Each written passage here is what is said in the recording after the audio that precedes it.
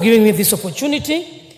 I also rise, Mr. Speaker, to support the report provided or tabled in this Parliament by the Debt and Privatization Committee. However, when I look into all the recommendations given, they revolve around regulations or frameworks which the National Treasury is supposed to implement and provide. Mr. Speaker, I would, however, deviate a little bit, as my colleague, Honorable Ivo Barra, has mentioned, that the policies yet exist. The question is, where are the gaps that are still there that this House needs to look into to fill? Mr. Speaker, my point of concern, other than the regulations, yesterday as we were debating on the Equalization Fund, I mentioned categorically that we have a rogue National Treasury. We cannot have a National Treasury which is opaque in its planning, opaque in policy implementation, opaque in executing everything, opaque in what expenditure this country is undergoing, opaque in providing for the reports. Mr. Speaker, I want to say that the donkey, that is the country, that is the citizens who are being taxed, are more than tired.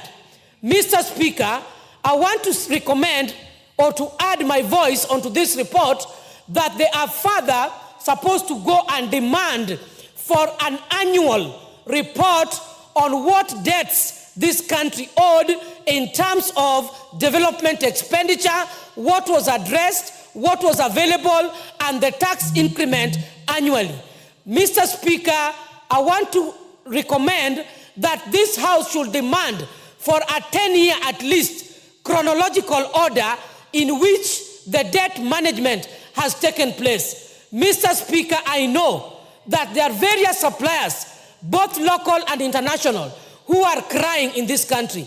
Mr. Speaker, there are various industries which have shut down because the debts have not been managed. Mr. Speaker, therefore, I would request the Committee for Debt and Privatization, at the same time, as we are looking into the debt management, what about our local suppliers? What about our local contractors? We have huge debts that they have not been paid. Mr. Speaker, I want to register that it is on record that there are even contractors who have died, perished, and left their families in a very bad state because debts are not being managed.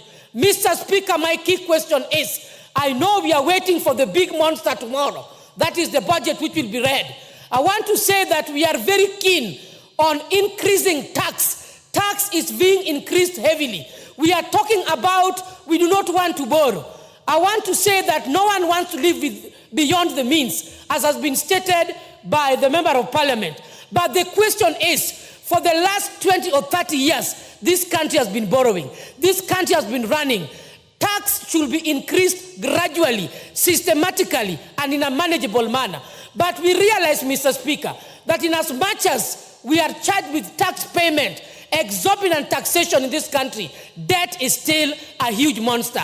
We want to check what is the variability, what is the margin difference between the tax that actually this country is supposed to pay.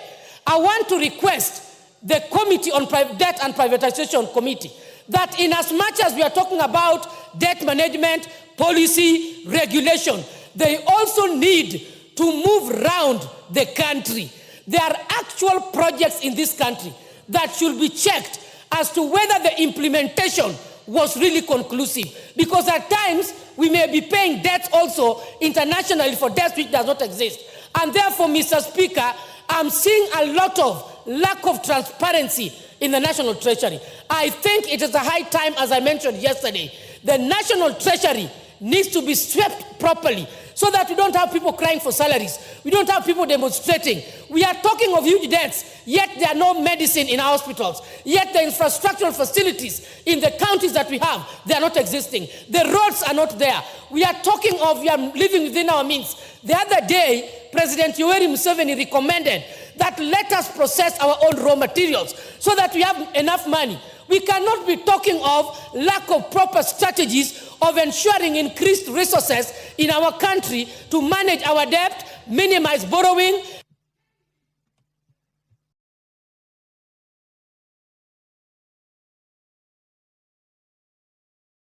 Yeah.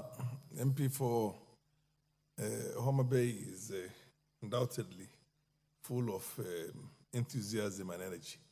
But that, having said that, where is the mover to reply? We don't have any more interest in contributing to this.